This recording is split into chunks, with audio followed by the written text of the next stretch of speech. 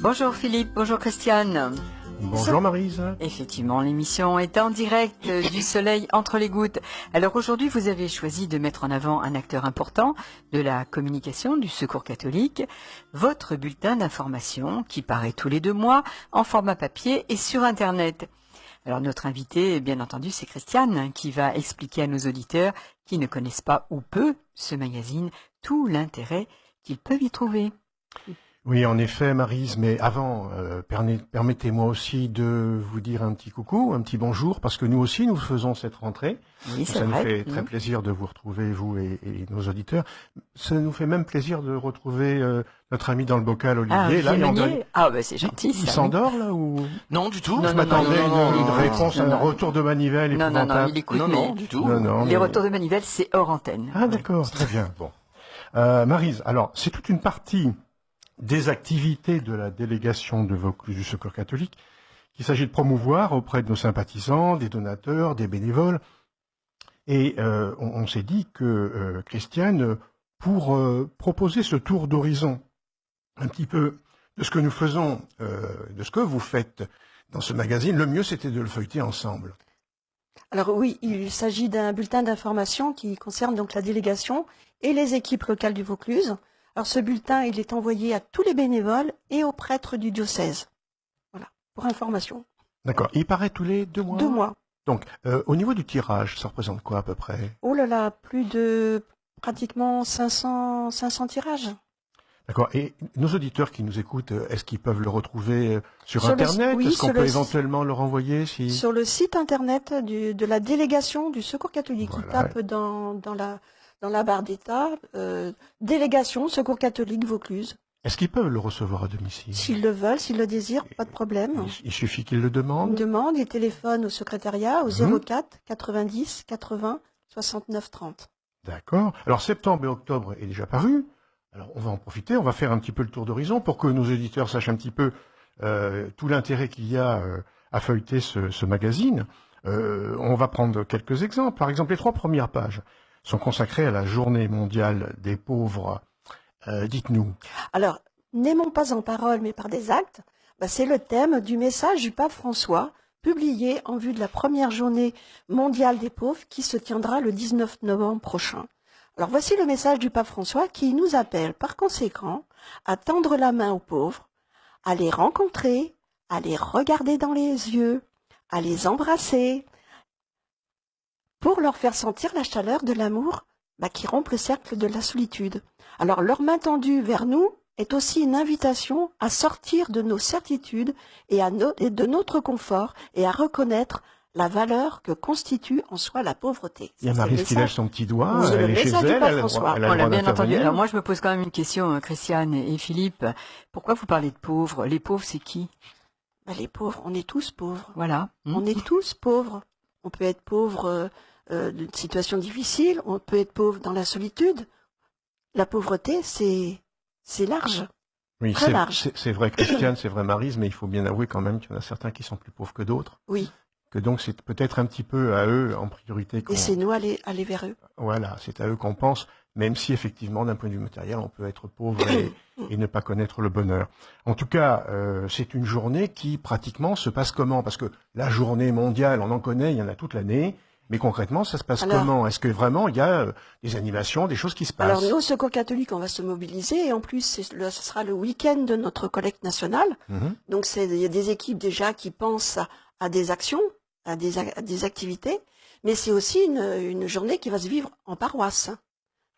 Donc le pape François souhaite que les paroisses, au cours de la semaine qui précède la Journée mondiale des pauvres, qui, rappelons-le, sera cette année le 19 novembre, je le rappelle, se retrouvent pour créer de nombreux moments de rencontre et d'amitié, de solidarité et d'aide concrète.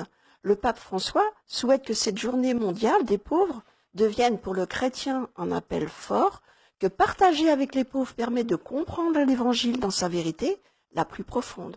Les pauvres, a-t-il insisté, ne sont pas un problème, ils sont une ressource où il faut puiser pour accueillir et vivre l'essence de l'évangile.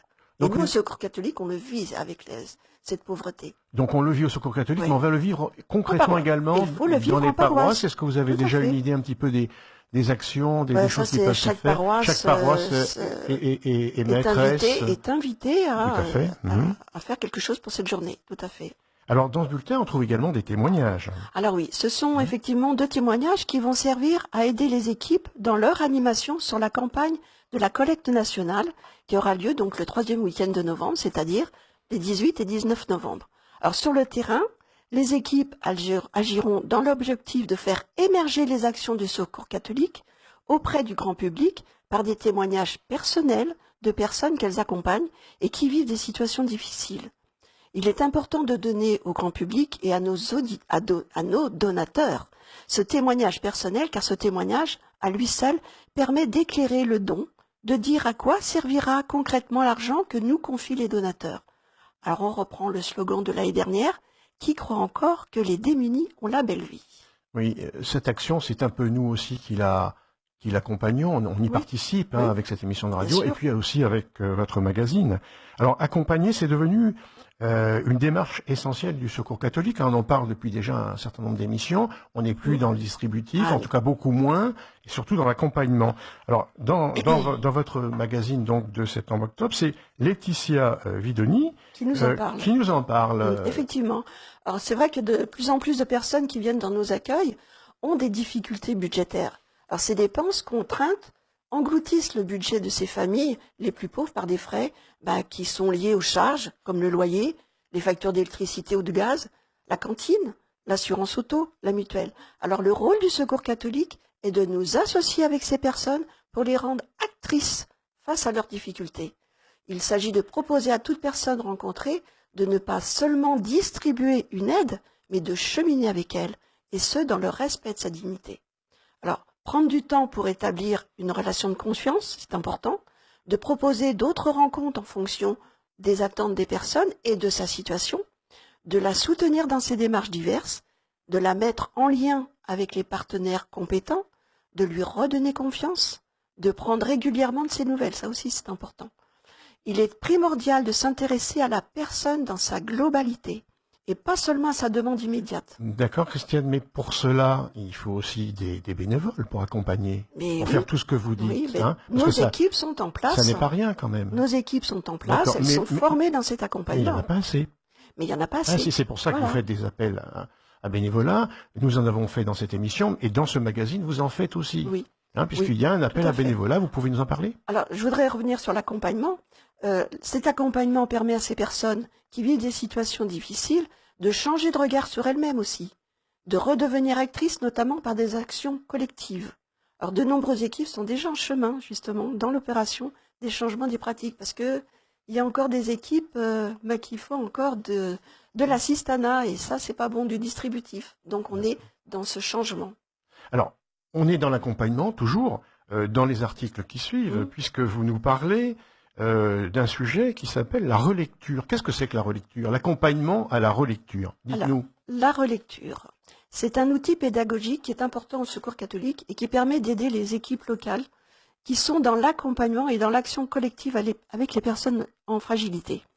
Alors, il est en effet indispensable que tout acteur au Secours catholique puisse prendre du recul par rapport à son engagement, à sa manière de vivre l'action qu'il mène et aux relations engagées avec les personnes en grande souffrance. Alors le premier bienfait de la relecture, tel que nous la concevons au Secours catholique, est le bien-être des acteurs dans leur engagement individuel et collectif. Elle donne à chacun la possibilité de s'exprimer, de trouver sa place, qui est important aussi. Elle ouvre également un espace où peuvent s'exprimer les attentes mutuelles. Il s'agit de prendre soin de soi et de mieux prendre soin des uns des autres. D'accord. D'une certaine façon, réapprendre à lire. Et réapprendre à regarder. Voilà. Alors après, on va pas en reparler parce que le sujet est récurrent, mais vous avez aussi mis sur le journal quelques photos de la journée diocésaine. On a déjà eu l'occasion d'en parler. Et puis aussi, en fin de page, quelques événements et quelques bonnes nouvelles. Ça, c'est aussi le magazine. Oui, alors, vous parlez de la journée diocésaine. Non, je pense qu'on va pas en reparler parce qu'on en a déjà parlé suffisamment souvent. Mais je pensais à quelques informations des événements sympathiques qu'on trouve en dernière page. Alors, en Des dernière événements page. heureux. Ah, vous êtes déjà en dernière Mais page. on en est déjà en dernière page, Christiane, parce que le temps avance. D'accord. Tout simplement. Alors oui, on a eu un mariage. Notre délégué, Olivier Fantôme, s'est marié en juillet avec Marie. Voilà, et Toutes nos félicitations, voilà, et on leur souhaite beaucoup de bonheur. bien entendu. Et puis, il y a eu l'arrivée d'un petit bébé aussi, qui est dont l'heureux papa est Bruno, qui est notre animateur du secteur Grand Avignon. Oui. Et le bébé est né hier. Rappelons ce qui est fait au Samedi, Secours il est catholique né samedi, précisément. c'est un petit Marius. Un petit Marius. Ah Voilà. ben c'est un joli prénom, ça. C'est le retour un petit peu des Voilà. prénoms anciens. À la Très sortie de la charmant. messe, j'ai une voiture Christiane, et c'était D'accord. Bruno. Ça y est, Ouais. il est né, c'est un petit Et Marius. Bruno est animateur, s'occupe de quoi en particulier, rappelez-nous? Alors, il est animateur du secteur du Grand Avignon. Eh bien, on lui adresse toutes nos Voilà. félicitations. Hein. Voilà, pour cette belle arrivée. Christiane, on va rappeler évidemment que le magazine, il est gratuit, qu'il est disponible sur simple demande et Voilà. qu'il paraît quelques jours sur Internet après sa parution papier, n'est-ce Voilà, pas? tout à fait. Par contre, je voudrais rappeler qu'on a besoin de bénévoles, surtout besoin de bénévoles à Oui. l'accueil de jour et D'accord. toujours le mobile douche. Voilà. Ça, c'est Écoutez, important. merci Donc, Christiane là, pour ce... téléphoner aussi à la délégation. Ben, merci Christiane pour ce tour d'horizon qui j'espère donnera envie à nos lecteurs, à nos auditeurs Oui. de devenir des lecteurs et d'une certaine manière aussi de réapprendre à lire Tout à fait. grâce à cette revue. Hein. Et, Et puis de connaître les actions, nos actions. Mais c'est notre vocation. Alors je rends l'antenne à Marie, je la remercie et puis je vous souhaite à tous ainsi qu'aux auditeurs, sans oublier Olivier, hein, une très belle journée.